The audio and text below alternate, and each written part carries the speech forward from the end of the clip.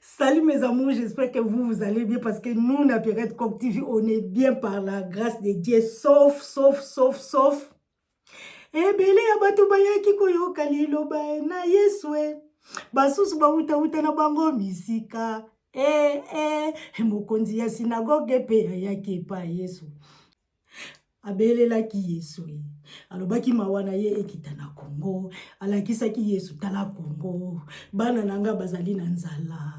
Hôpital kutu ezalaka te. Misala pe ezalaka nango te. Mai kutu bamelaka ya ble. Bakuluna pe kuna bazali koziguye batu. Bakuluna pe kuna bazali kokata batu.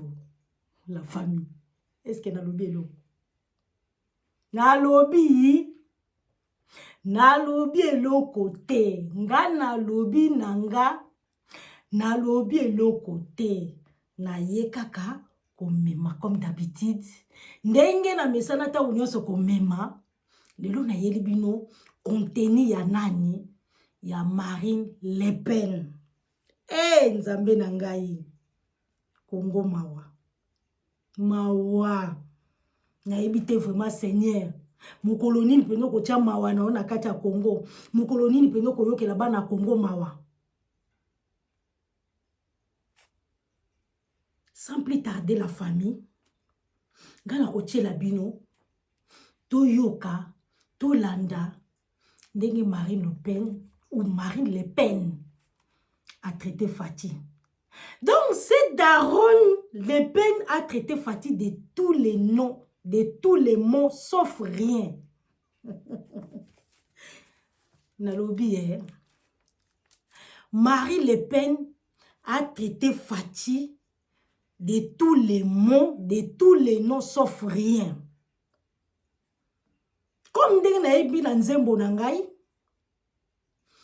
na Kinshasa pe bamelaka mai ya bleu. Nga soki nalobi likambo, fona iya na boya kolobake. Atieli biso kutu kuna, koma na Kinshasa bamelaka mai ya bleu ango ezalaka wapi? La famille. To banda na onani na mai ya bleu ou to banda na o Le Pen a lobby. De toutes les façons, to banda kapa yo to banda. Na système kaka ya to banda kaka. Sans plus tarder, totala.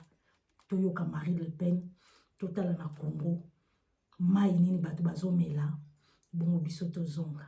To landa. Changer te? Namboka nini? Mai ezobima bleu. Les robinets mai ezobima bleu. Namboka nini? Mai ebima bleu. Namboka nini? Mai ezobima bleu. Mboko, en tout cas.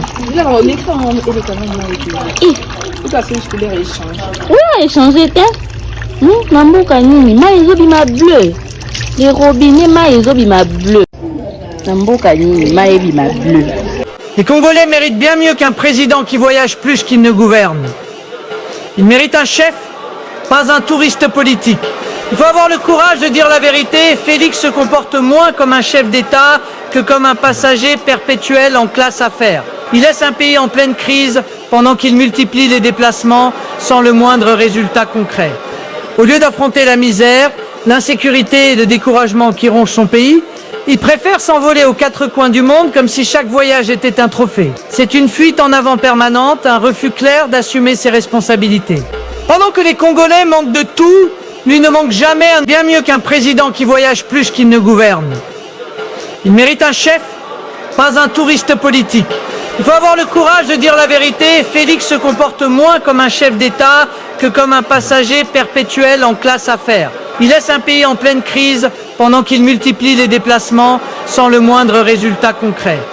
Au lieu d'affronter la misère, l'insécurité et le découragement qui rongent son pays, il préfère s'envoler aux quatre coins du monde comme si chaque voyage était un trophée. C'est une fuite en avant permanente, un refus clair d'assumer ses responsabilités. Pendant que les Congolais manquent de tout, lui ne manque jamais un avion. C'est indécent. Ce dont le Congo a besoin, ce n'est pas d'un dirigeant qui cherche des réponses à l'étranger, mais d'un leadership solide, enraciné dans les réalités locales, capable de mettre en place des solutions concrètes pour son peuple, et qu'on arrête une bonne fois pour toutes avec cette illusion selon laquelle la France viendrait sauver le Congo. La France n'a même plus les moyens de protéger correctement ses propres citoyens, de soutenir ses propres travailleurs, d'assurer la dignité de ses propres familles. Nous faisons face à une inflation galopante, à une insécurité quotidienne, à des services publics qui s'effondrent. Alors imaginez que nous pourrions résoudre les problèmes gigantesques du Congo. C'est presque insultant pour les deux peuples. Le Congo souffre et lui se contente d'enchaîner les photos, les poignées de main et les discours vides. C'est une mascarade. Et le plus grave, c'est cette idée totalement déconnectée que la France viendrait miraculeusement résoudre les problèmes du Congo. C'est une fuite de responsabilité, presque une tentative de transférer l'échec de sa gouvernance sur d'autres. Mais la France n'a ni les moyens, ni la vocation de rattraper les erreurs d'un dirigeant qui refuse de faire le travail pour lequel il a été élu. La famille, mes amours, babone nanga ya Pirate Cop TV. Na milengele malamu, Nzambi na boyi umukamate, na lobielo kote. Biso nyonso tomoni. Parce qu'il y a des mbolo-mbolo.